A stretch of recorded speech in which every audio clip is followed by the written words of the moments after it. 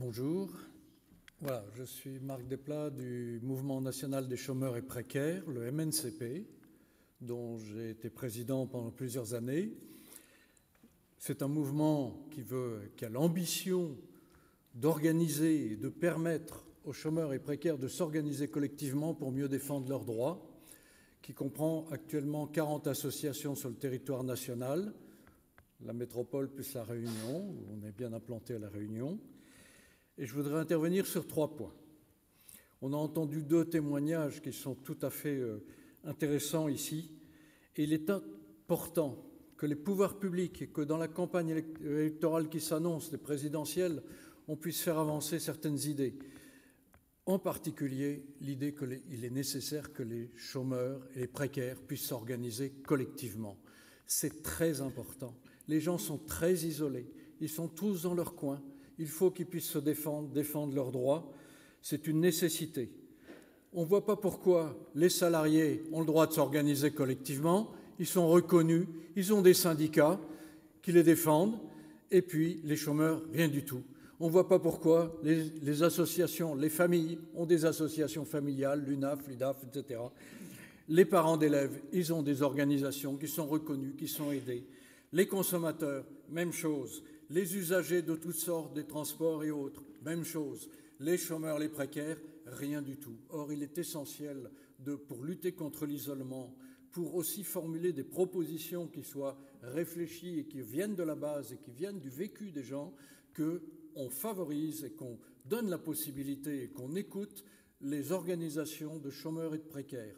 Il faut que ce soit un point central de notre campagne présidentielle qui s'annonce. Nos organisations, nous avons l'ambition de faire du collectif. Les chômeurs et précaires sont très isolés. Ils ont besoin de se rassembler, de s'écouter. On ne fait pas d'aide ici, on ne fait pas du genre on va vous recevoir pour vous aider à connaître vos droits. Non, on va vous mettre ensemble pour qu'ensemble vous échangez. Et chez nous, ce n'est pas l'aide, c'est l'entraide. L'entraide entre des gens qui ont les mêmes vécus et qui ensuite pourront le mettre ensemble pour arriver à le porter devant les institutions, les organisations, les pouvoirs publics, le patronat éventuellement, les élus, etc. L'entraide, l'importance du collectif, le dire ensemble et le faire ensemble, c'est fondamental. Il ne faut pas que les gens restent isolés.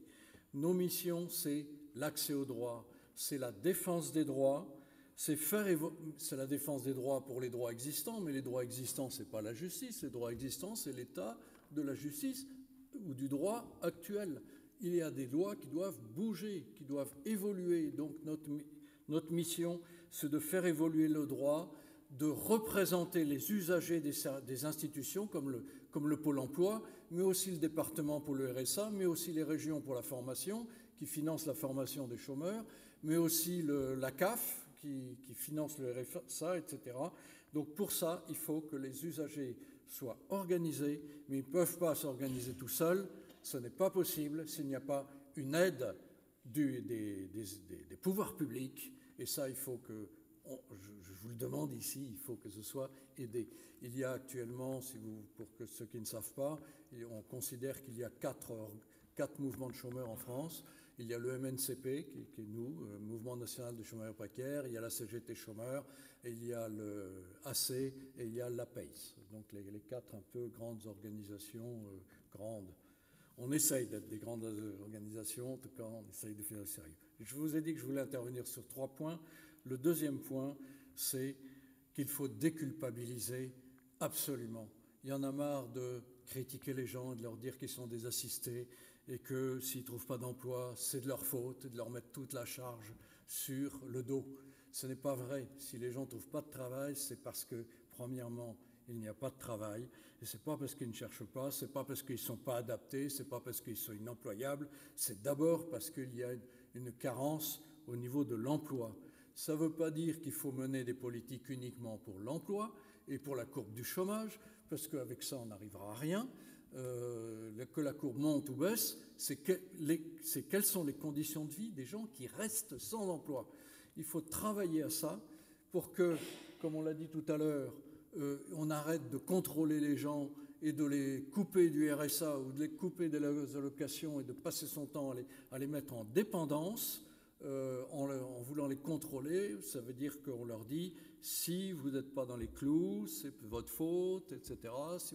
C'est parce que vous n'êtes pas en recherche active d'emploi. Et tous les moyens sont bons pour radier actuellement et pour faire porter la charge et la faute, sous-entendu la faute, aux chômeurs. Et là, ce n'est plus tolérable. Il faut faire peut-être la guerre au chômage et pas faire la guerre aux chômeurs. Voilà, je voulais insister là-dessus. Troisième point qui nous paraît important, c'est de conquérir des droits égaux pour tous. Droits égaux pour tous. Vous ne vous rendez pas compte. C'est vrai que ce qu'ont fait les syndicats au XXe siècle, c'est formidable. Les congés payés, les 5 semaines de congés payés, les droits, enfin tous divers droits, la retraite, etc., la sécurité sociale. Mais il faut se rendre compte que tous les droits ont été fabriqués sur le travailleur acquiert des droits. Et bien maintenant, on est dans une autre situation où le chômage n'est plus conjoncturel, mais il est devenu structurel. Donc il faut se préoccuper des conditions de vie des gens qui sont sans emploi et exiger que les gens qui sont sans emploi aient les mêmes droits que les autres.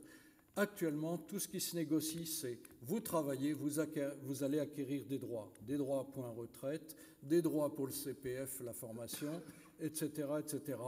Donc les droits s'acquièrent en travaillant. Celui qui ne travaille pas, il n'acquiert pas de droits.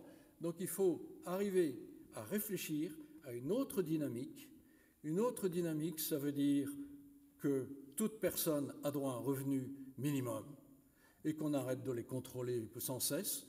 Nous sommes d'accord pour les contrôles quand il s'agit de fraude, mais contrôle parce qu'il n'est pas venu, et radiation parce qu'il n'est pas venu à une réunion, à une convocation, ou parce qu'il n'a pas accepté, ou parce qu'il est en recherche insuffisante d'emploi alors qu'il n'y a pas d'emploi, et qu'on sait très bien que au moins 90% si on regarde les offres d'emploi par rapport au nombre de chômeurs, ça fait 90%. Ça veut dire que vous postulez pour une annonce, vous savez très bien que vous n'avez qu'une chance sur 10 au minimum d'avoir le poste. Il y a forcément 90% des personnes qui soit n'ont pas de réponse, soit on les envoie balader, et en tout cas on les envoie dans le mur en leur disant, comme seule politique c'est la recherche d'emploi, ça ne peut pas coller, on ne peut pas avancer avec cette idée-là. Quelles sont les conditions de vie des personnes sans emploi? Il faut réfléchir comme ça, et pas uniquement réfléchir en disant les chômeurs, vous n'avez qu'à chercher du boulot. Non, il faut que les personnes en précarité ou sans emploi aient un revenu, et il faut que ces personnes se sentent utiles dans la société. Voilà comment y réfléchir, se sentir utile dans la société, même sans travail. C'est une réflexion qui n'a jamais lieu, celle-là, mais c'est important. Il ne faut pas culpabiliser parce qu'on est sans travail, il faut se sentir utile. Je ne défends pas le bénévolat obligatoire, loin de là. Je viens d'Alsace, je connais le problème. Mais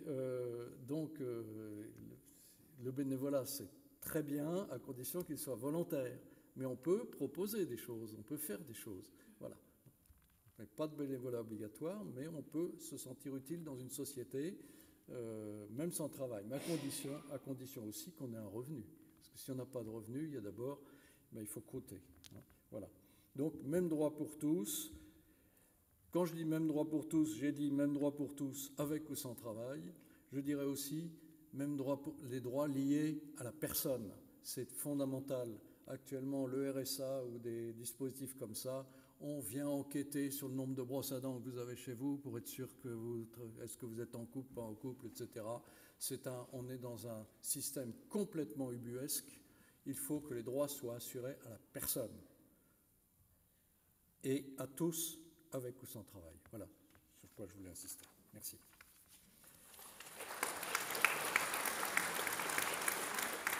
À côté d'elle, Marc Desplat, ancien président national du Mouvement national des chômeurs et des précaires. Il agit au quotidien en Alsace, où il habite, à travers plusieurs associations qu'il anime pour aider et accompagner les plus démunis. Il connaît particulièrement bien les difficultés que rencontrent les précaires, ainsi que les rouages de la machine administrative qui très souvent les broie.